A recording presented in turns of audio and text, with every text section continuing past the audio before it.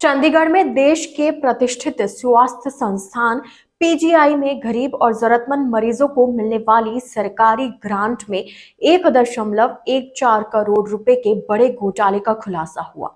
इस मामले में सीबीआई ने पीजीआई के 6 कर्मचारियों और 2 निजी लोगों समेत 8 लोगों के खिलाफ आईपीसी की धारा 406, 409, 420, 471 और 120 बी और भ्रष्टाचार निवारण अधिनियम की विभिन्न धाराओं में एफआईआर दर्ज की है।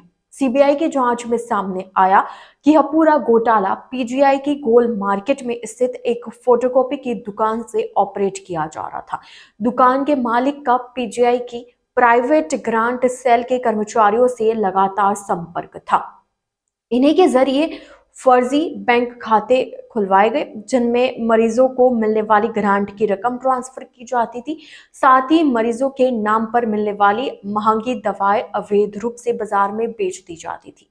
मामले की गंभीरता को देखते हुए पीजीआई प्रशासन ने school of public health and community medicine के प्रोफेसर व अध्यक्ष डॉक्टर अरुण अग्रवाल की अध्यक्षता में एक आंतरिक जांच समिति गठित की।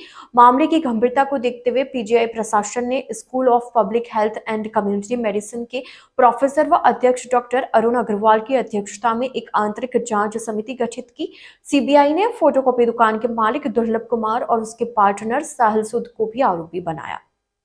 जांच के दौरान सीबीआई ने पीजीआई संबंधित विभागों और विभिन्न बैंकों से रिकॉर्ड जुटाए। इनमें पीजीआई की प्राइवेट ग्रांट सेल में गंभीर वित्तीय अनियमितताएं पाई गई। यह सेल स्वास्थ्य एवं परिवार कल्याण मंत्रालय, प्रधानमंत्री राष्ट्रीय राहत कोष, राष्ट्रीय आरोग्य निधि, हंस कल्चर सोसाइटी सहित अन्य सरकारी व गैर सरकारी संस्थाओं से मिलने वाली ग्रांट का प्रबंध करती थी।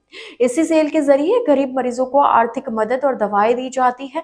घोटाले का खुलासा तब हुआ जब लाभार्थी मरीज कमलेश देवी के पति 2.5 लाख रुपए की स्वीकृत ग्रांट से दवा लेने प्राइवेट ग्रांट सेल पहुंचे। वहां उन्होंने बताया कि फाइल नष्ट कर दी गई और डिजिटल रिकॉर्ड भी डिलीट है। जांच में सामने आया है कि 22,01,839 रुपए आरटीजीएस के जरिए निवास यादव नामक निजी व्यक्ति के खाते में ट्रांसफर कर दी गई, जिसका मरीज से कोई संबंध नहीं था।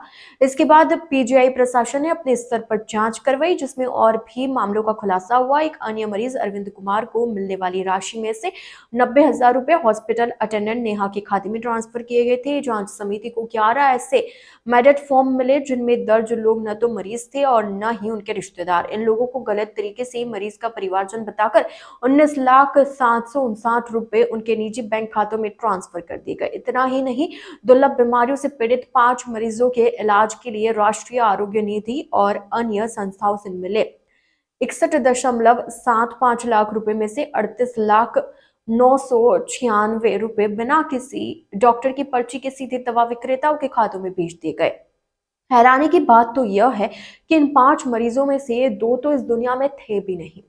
सीबीआई के अनुसार आरोपी चेतन गुप्ता, सुनील कुमार, प्रदीप सिंह, गगनप्रीत सिंह, धर्मचंद और नेहा ने आपसी मिलीभगत से फर्जी क्लेम फाइलें प्रोसेस की। फर्जी लाभार्थियों के खातों में डाली गई रकम बाद में दुर्लभ कुमार, साहिल सूद और उनके रिश्तेदारों के खातों में ट्रांसफर कर दी जाती थी, जिसे आरोपी आपस में बांट लेते थे।